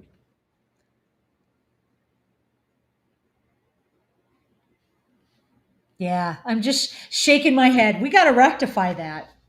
Well, I'm kind of at the stage where I seem to be hopefully buying things for the last time because there are various things that I've got that I've had on, say, VHS, widescreen VHS, DVD special edition, Blu-ray special edition, Blu-ray Ultimate Edition, and now for I'm no, I'm not buying like James Bond or Star Trek or any of these things. I'm not buying them in another format. That's it.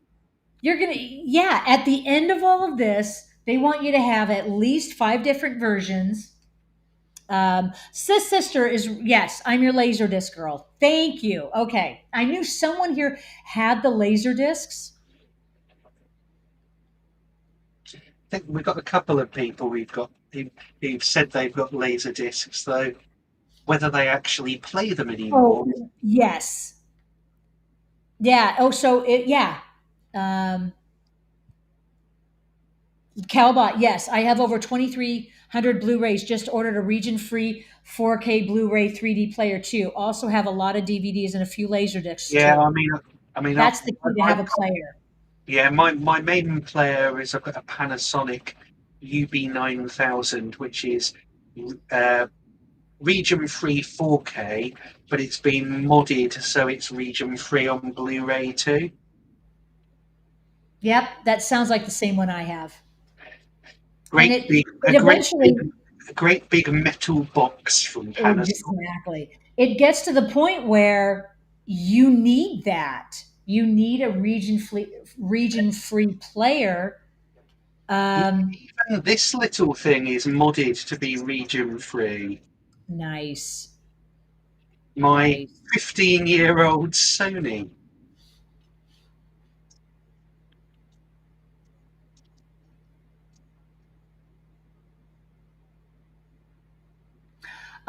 Eric over there in Discord, there has been an uprising of people buying physical media. People are getting tired of all these streaming services and they're increasing prices and not having all content on it. Yep.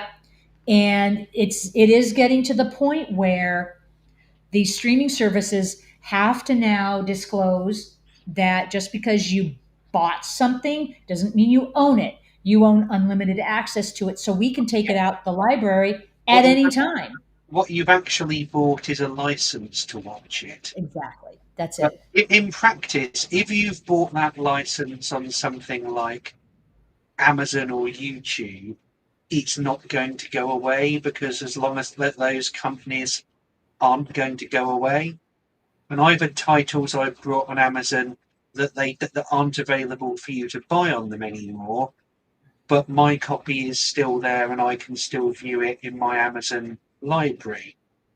But if you're relying on Netflix or something where you can just watch what's there when it's there, Yeah. well, when it's not there, it's tough. Hmm. And I think Paramount Plus was going through that. They were pulling off content, and you would think if Paramount Plus had owned what is it owned the license for it, they didn't have to lose the license per se. Oh, no, Yeah, streaming is part really of this, tricky. no, part of this is the sleight of hand between streaming services. Because one of the arguments for Paramount Plus was because you've got Paramount, you'd have all the Star Trek on it because Paramount owns Star Trek. Except a while ago, Paramount took a load of the Star Trek movies off, but that was so they could sell them for a few months to it was either Netflix or Amazon, who then could say they had new content because it's all about saying you've got new content. It's all it is. It's a sleight of And then, hand. and then after 6 months, the Amazon license expired, and they appeared back on Paramount. Yeah, these streaming services, they're up to all of these shenanigans, and I think a lot of the audiences are now wising up to it. Sith Sister, I have over 150 Laserdisc and watch them when I can, and always looking for more. That's the way to go, and get your physical media when you can, and own it. Um, and it's let's just cross your fingers that the distributors, the manufacturers, don't stop making the physical media.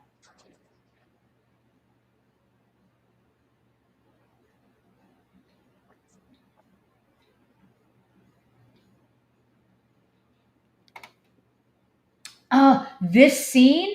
Okay, this is what I often miss this part of the movie, and it doesn't click when Benny is taking this gold out. Um, it makes sense at the end when you see, like, I don't know what the big reveal is as at the end of the movie. That's how the gold gets out. Well, apparently, none of the camels they had on set liked Kevin J. O'Connor, and they wouldn't do anything he said. And who Benny, told they didn't like if him? the production, the camels really didn't like him and would Well, like he was try and probably, get away I from it. wonder if he was a method actor in character like the whole time. This smarmy little sneaky guy. Well, that's it. He's one of those actors who he's Stephen Summers uses him in most of his films. He was in Deep Impact before this. And I think Paul Thomas Anderson uses him in his films too. He's obviously a character actor type they like, or as I look at him, a Steve Buscemi knockoff. Oh yes, Steve Buscemi is also a great character actor. But that's who I always Um, that is who I think he's very much sort of like the Wish.com version. I don't remember him in Deep Impact. It's been a while since I've No, no, seen that not movie. Deep Impact, Deep Rising. Oh, Deep Rising. Okay. The cruise liner with the gooey thing coming up through it and eating the passengers and crew. Geez, now how could I have missed that movie? Pretty much everyone did if you look at the global box office figure. I just did a Google of that. Deep Rising is from 1998. Treat Williams, Famke Jensen, and Anthony Held. Yep, Kevin J. O'Connor. I mean, that's an impressive cast. Nope, went over my head. It's a terrifically fun CGI monster Okay. movie. Well, here we go. Johnny Devick says Deep Rising is great. Calbot says, ooh, have we done a Deep Rising watch party? We need that. We have not, and I have never heard of that movie before. And hell if I know's been trying to get it on DVD for years now. If you can cope with a Blu-ray, it's out on Shout Factory in the US. Okay, Deep Rising, 1998. I will look into that.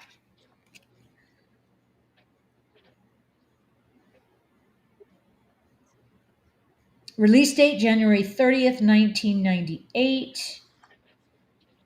Um, while the film was a critical and box office failure, it was has been regarded as a cult film. I love cult films.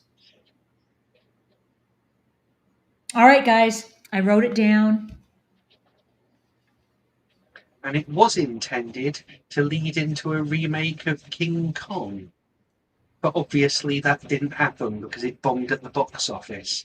So Stephen Summers got to do this instead. Interesting. Um, yeah, we've got the rest of the year to put a watch party list together. I'm going to start moving on that. I've only got until the end of August, and then we're going to need some movies.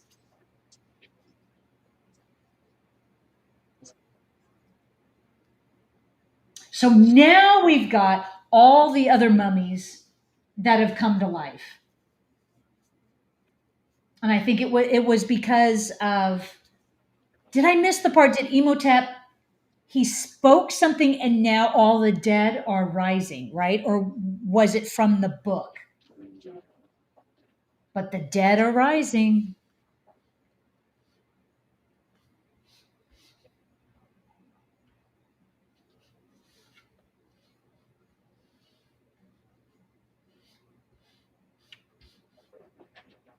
Jonathan is like an unlikely hero in this movie.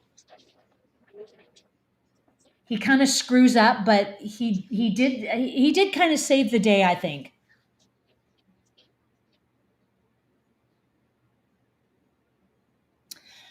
Eric says, I, for some reason, always think about the movie Virus with Jamie Lee Curtis when people mention Deep Rising. Yeah, that, Did they come out at the same time? I wonder. Virus 1999. well, they're both on a boat. So, how many watch parties have we had that took place on a boat? Poseidon Adventure, Dead And Calm. Andrew made us do Titanic, which is the worst film ever made. Did we do Titanic? Yes, Did I miss that one? That's like a 3 hour movie. I know. Did we do it in one sitting? Yes. Oh, okay. Yeah, because we have done a lot of James Cameron, but we have yet to hit the avatars. We're not Uh, doing the Smurf movies. no. We can do I think it's, we can do the Abyss. wow, That's Titanic. underwater. I don't And remember Titanic. What? Calbot is saying if you think Titanic is the worst movie ever made, you clearly have not seen enough movies.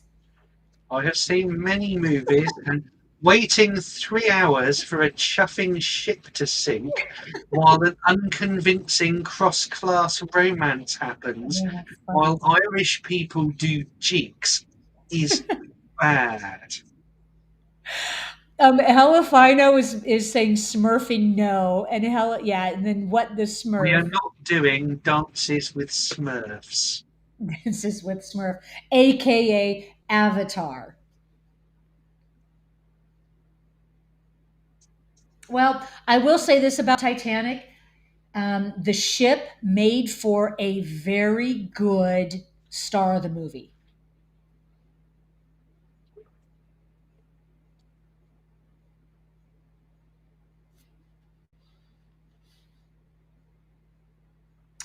Okay, Sith Sister, we did Titanic in 2023. I'm going to go back on my records because I am just spacing that out. I wouldn't blame you for blocking it Huh. out. It's not a good film. I remember we did Extra. I remember Yes, that, Mac that and Me. extra left many of us mentally and I emotionally remember. scarred by the trauma. I remember that. That was fun. I'm all about having fun with these watch parties. Even for the bad movies, you gotta have fun. Oh, um, Sith Sister, Lord of Illusions. Yes, I love that movie. I believe that was the one I saw in the theater. And I get that mixed up Is with, that the Scott Bakula Clive Barker detective thing? yes, and I get that mixed up with the one with, they're in New Orleans. Lord of Illusions is not the one that takes place in New Orleans, is it? You're thinking of the one with, is it Robert De Niro is the devil? No. Angel Heart, No. which is which is set in New Orleans and has That's not the Robert De one. Niro as a private eye story with Mickey Rourke as a detective.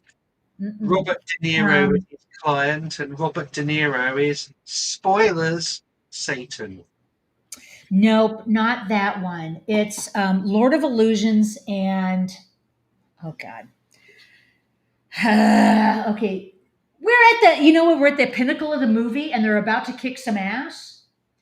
Um, okay, I'm gonna write down Lord of Illusions. This is the pinnacle scene. I mean, Evie and Jonathan have just saved the day. No, there's one about New Orleans and zombies.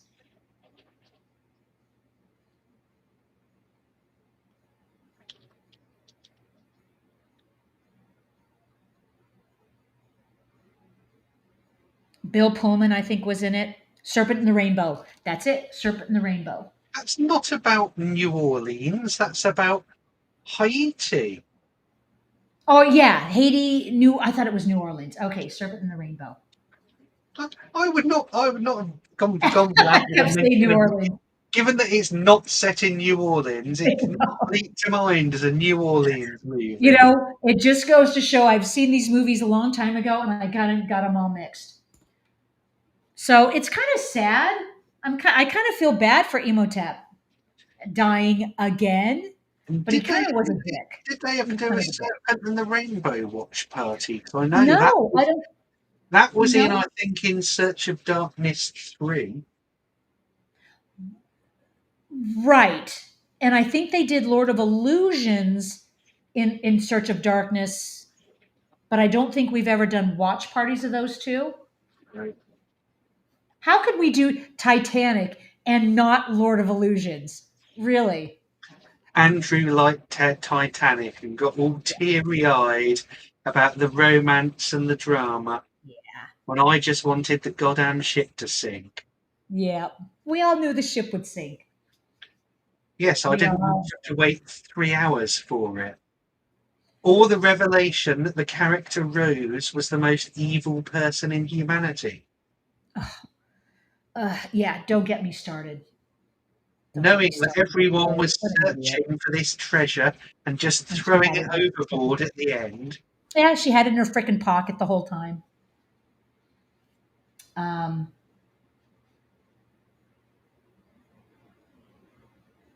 oh God, yeah, I had a train of thought.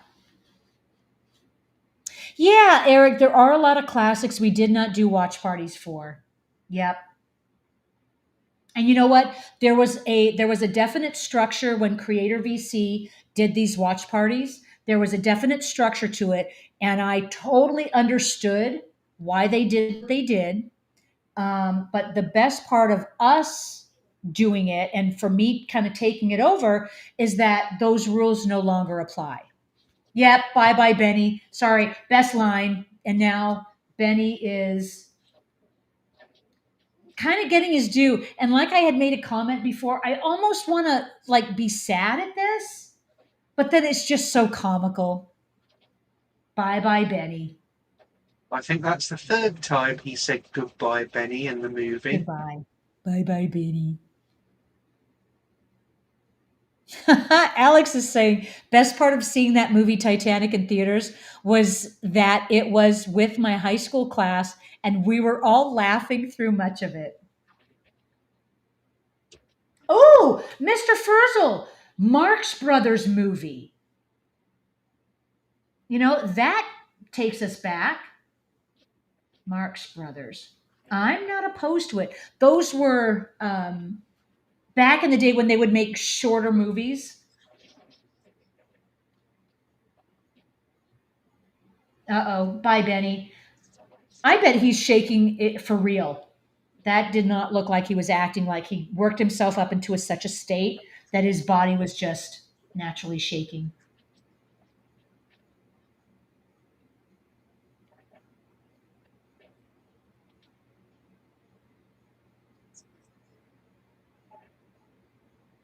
Save the camels.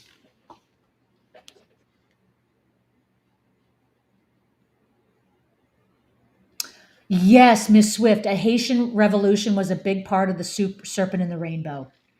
Yeah, for some reason I had New Orleans in my head. The well known New Orleans Revolution played a big part in that film.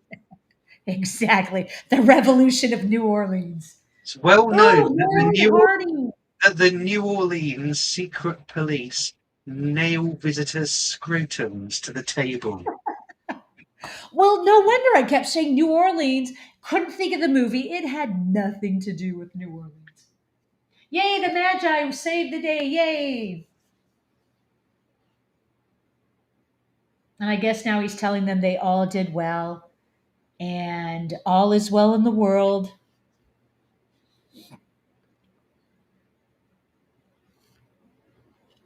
I am still there's a genre that we haven't tackled yet, and I really want to. Um, I have been on this spaghetti western kick. Um, there was this great documentary I saw. I have a book on spaghetti western, what industry, uh, decades of the spaghetti westerns, and there's quite a few fun ones that I've been kind of chewing on to put on a watch party. But I just don't want like a 2.5 hour one because we haven't done any kind of Western. Yeah, Mr. Furzel, The Good, the Bad, and the Ugly. That is a 2.5 hour one. It's one of my favorites. And it totally encapsulates the spaghetti Western genre. At some point, I want to add Miss Swift. I just saw The Magnificent Seven for the first time last weekend. And I want to incorporate these genres we haven't done yet. I'm just trying to find out the best way to do it. Did you notice it had the same story as Battle Beyond the Stars? No, did not. Well, we've just come full circle. The same story. Battle Beyond the Stars, which also had Robert Vaughan in, basically in the same role he played in The Magnificent Seven. That would, you know what? That would be full circle. Um, yeah, Alex Peacock, Once Upon a Time in the West is 3.5 hours long. A lot of these spaghetti westerns are just not possible, but I'm thinking. All right. Well, we have our 2 hour and 4 minute mummy movie over. Happy ending was had by just 3 people, 4 people, I think. Everyone else pretty much died. And was it Rick and Evie's camel that had the bag of gold that Benny so elegantly had saved? So there you go. Um, yeah, final thoughts about this movie, about mummies in general, about anybody have a thought about Titanic they haven't shared, or Star Wars, or any of the topics we have discussed? Um, we had, yes, Mad Matt. That's a wrap on the money. Um, Sis Sister, this movie is a classic mix of horror and adventure. It is always a great watch. Wife's cheese rating, sharp cheddar on a Ritz cracker. I would say that was two thumbs up.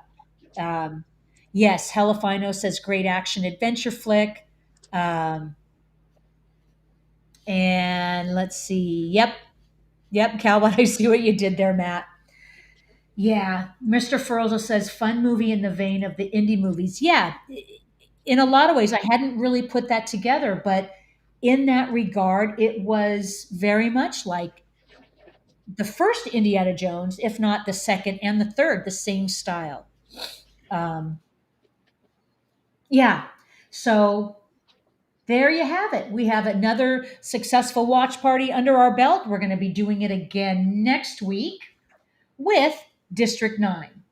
The um, I like to think of it as an adventure movie, but it is more of a sci-fi with action elements. Uh, if you haven't seen it, it is a great movie, and it's going to be a fun adventure ride, just like today's. Mm. Um, yeah, James Egyptologist Pazuzu, what are your last thoughts on this? I am not as positive about The Mummy as I think the rest of you are. I think it's a bit like looking through the Indiana Jones films about how, yeah, they've all got very similar ingredients and they start out being exciting and then end up just sort of reheating the same stuff without the originality. And it's kind of, I thought that's what I feel about this, that it's all well and good while I'm watching it, if half an hour too long, but I'll probably have forgotten about it by tomorrow. Well, nothing wrong with that. Um, Over in Discord, Eric is saying we are still waiting for the sequel to District 9. I had no idea. That will be a fun discussion topic next week, too. I did not realize they were even in talks for a sequel. So, yeah. And then after that, we have X-Men, and that's going to round out our August. And I'm still going to reach out um, for September 7th. James is going to be away again. I don't have the movie picked, but Oh, no, no, Miss not Swift. correction, not September the 7th. It's not next week, but the 2 weeks after that. So the okay, August 31st, I don't have a movie for. August 24th is X-Men. So is it August 31st you're not going to be here? Correct. I'm in London for a stag party. Oh, that's okay. I had September 7th, but it's August 31st. I will Not make a January. note of it. Don't get more confused. Okay. Yeah, there's still another Sunday in August. Yes, the 31st. Um, so I did not have a movie chosen for that. Maybe I'll do another action one and we'll just totally round out August. Ms. Swift, you had mentioned you're thinking about maybe co hosting. I will reach out to you. We still have time and we'll maybe open a discussion. You don't have to, there is absolutely no pressure to do anything here. I would love for anybody who has not had an opportunity to co host, if you would like to try it, if you're thinking about it, if you would like to talk to me about it, we I welcome anybody who wants to come and try, and we will open up the discussion. So, yep, Miss Swift, I will be in touch. And as for all of you guys, we're going to be doing this again next week. I love doing this every Sunday. It is my pleasure to be here and watch some fun movies with you guys. I get such a kick out of this. Um, and we will just see you again next week. Everybody be safe, be kind to yourself, be kind to animals. And in the immortal words of Bob Barker, have your pet spayed or neutered. So, all right, guys, we will see you all next week. Bye bye.